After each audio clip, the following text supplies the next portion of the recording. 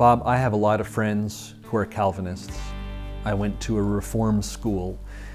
And while they're very strong in believing in the doctrine of predestination, they themselves aren't sure they're one of the elect. And so they don't have assurance of salvation.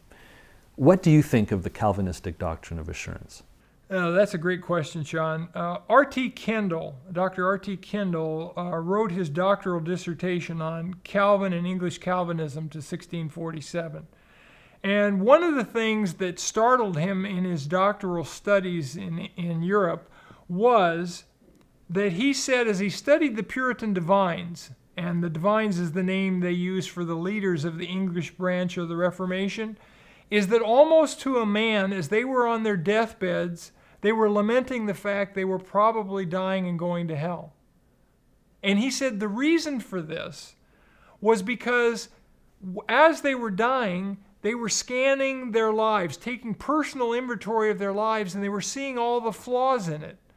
They were seeing the fact that they didn't live a perfect life. Oh, yes, they may have given up a lot for Christ. They may have done a lot of good things, but they realized, I fell short in a lot of areas. And so as a result, almost to a man, they were doubting their eternal destiny. And the truth is that is a common problem. Let me give you an example. I had lunch, I believe it was around the year 2000. I went to the Ligonier Conference, Dr. R.C. Sproul and his group. And while I was there, I had breakfast with a leading Calvinist theologian, PhD, pastoring a large church, teaching at a leading Calvinist, 5-point Calvinist seminary. And he was a very cordial man, so we got to talking, and I said, well, tell me, is it true, according to Reformed thought, that only those who are elect are going to get into the kingdom? And he said, yes. And I said, and is it true that all of the elect will persevere to the end of their lives? He said, well, of course. And I said, well, doesn't it seem that the scriptures teach that it's impossible to know whether we'll persevere to the end of our lives or not? And he said, well, of course. He says, Paul said in 1 Corinthians 9:27, I discipline my body and bring into subjection, lest when I preach to others, I might be disqualified. He said, if Paul wasn't sure he was going to persevere, we can't be sure either. And I said, well, then correct me if I'm wrong, but isn't the Calvinist position then that we don't know where we're going until we die? And we can't know where we're going till we die?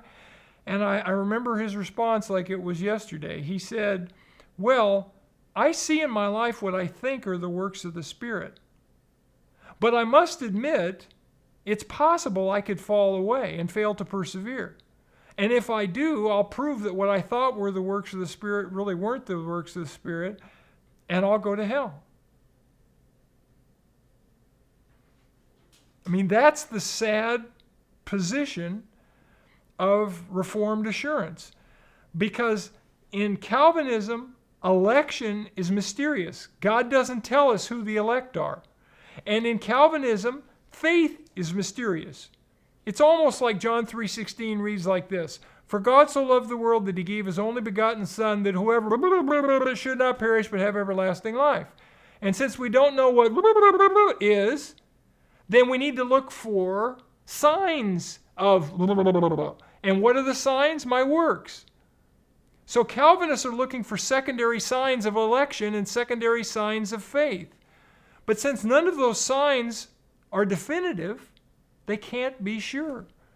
And their whole system is flawed. I debated Dr. James White about 10 years ago on the issue of faith and assurance. And over the course of the debate, I kept hammering this point home. And Dr. White wasn't able to say that he was certain of his eternal destiny because Calvinism doesn't allow that. I also debated Dr. Ken Sarles in 1991 at Dallas Seminary in a brown bag. He came right out and said he was 99% sure of his salvation. He said you can't be 100% sure, because we're still in this life, etc. And I was thinking, well, you might be 99% sure when everything's great and rosy, but what happens when you have an argument with your spouse? You say something you shouldn't. You do something you shouldn't. Doesn't your assurance drop well south of 50%, 40%, 10%, whatever? And when that same person gets on their deathbed, don't they start taking inventory? And I think, one of the dangers of this is people just stay so busy so they don't have to think about the fact they don't have assurance. To me, that would be a terrible way to live. And I don't mean that these people aren't well-intentioned. They are. But in my estimation, the Reformed position is flawed. And in fact, there was even argument within Calvinism.